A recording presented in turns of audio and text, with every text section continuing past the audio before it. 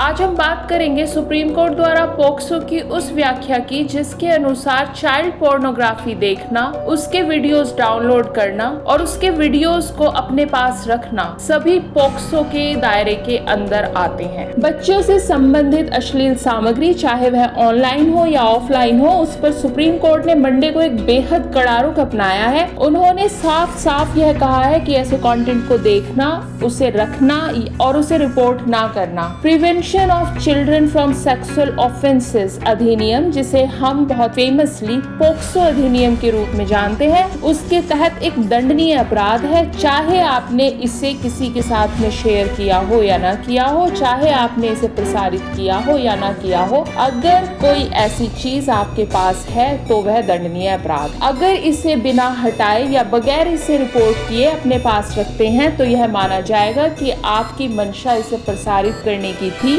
और अगर आप इसे डाउनलोड किए बिना भी देख रहे हैं तो यह माना जाएगा कि यह चीज आपके पोजेशन में थी और यह पोक्सो के तहत एक अपराध है। अपने इस फैसले से सुप्रीम कोर्ट ने मद्रास हाई कोर्ट के एक फैसले को खारिज कर दिया है, जिसमें इस साल की शुरुआत में एक सिंगल जज बेंच ने 28 साल के व्यक्ति के खिलाफ चल रहे आपराधिक मामलों को रद्द कर दिया था।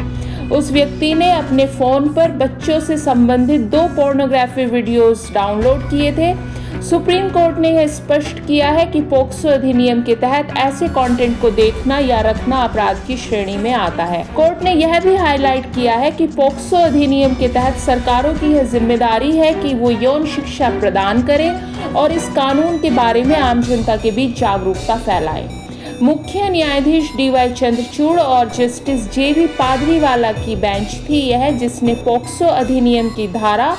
43 और 44 की व्याख्या की है और कहा है कि इसमें यौन शिक्षा और आम जनता के बीच जागरूकता फैलाने का प्रावधान भी शामिल है। इसलिए पोक्सो की धारा 43 के तहत स्टेट गवर्नमेंट और सेंट्रल गवर्नमेंट को मीडिया के माध्यम से इस कानून के प्रावधानों का पूरा प्रचार प्रसार करने की जिम्मेदारी दी गई है। इसमें टेलीविजन, रेडियो और प्रिंट मीडिया के माध्यम से टाइम पर बच्चों, उनके पेरेंट्स, उनके अभिभावकों को इस कानून की जानकारी दी जानी चाहिए। सुप्रीम कोर्ट ने कहा है कि हम मानते हैं कि पोक्सो की धारा 43 और 44 के तहत सरकार और आयोग की जिम्मेदारी केवल कानून के प्रावधानों के बारे में जागरूकता फैलाने तक ही सीमित नहीं है।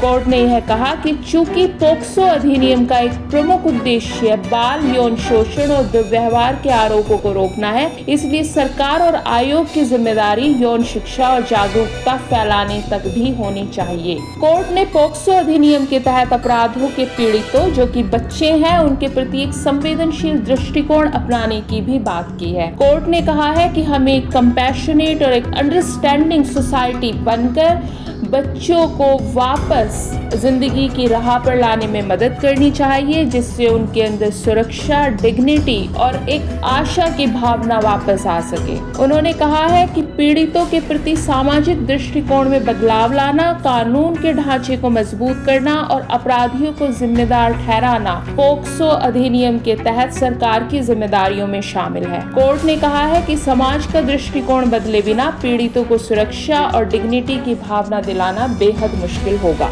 इसके अलावा कोर्ट ने यह भी कहा है कि सरकार को यह भी सुनिश्चित करना है कि पुलिस और अन्य अधिकारी इस नियम के प्रावधानों को लागू करने के लिए अच्छी तरह से ट्रेंड हो। पोक्सो की धारा 44 राष्ट्रीय बाल अधिकार संरक्षण आयोग NCPCR और राज्य बाल अधिकार संरक्षण आयोग SCPCR को दायित्व देती है। सुप्रीम कोर्ट के इस फैसले ने यह भी स्पष्ट कर दिया है कि सरकारें केवल कानून को लागू करने तक ही सीमित नहीं रह सकती, बल्कि उन्हें जागरूकता फैलाने, समाज को संवेदनशील बनाने और एक ऐसा वातावरण बनाने की दिशा में भी काम करना होगा जिससे बच्चों को हर तरीके के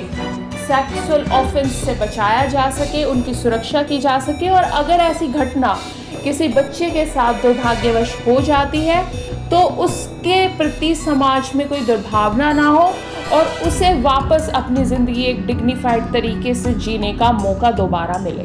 तो यह था हमारा प्रोग्राम सुप्रीम कोर्ट की जो टिप्पणियां थी पॉक्सो एक्ट के तहत चाइल्ड पोर्नोग्राफी पर, उसके बारे में आपको हमारा यह प्रोग्राम कैसा लगा कमेंट बॉक्स में कमेंट करके ज़रूर बताएं। अगर आपको हमारा यह वीडियो पसंद आया हो तो इसे लाइक करना, शेयर करना ना भूलें। आप चैनल सब्सक्राइब जरूर करें।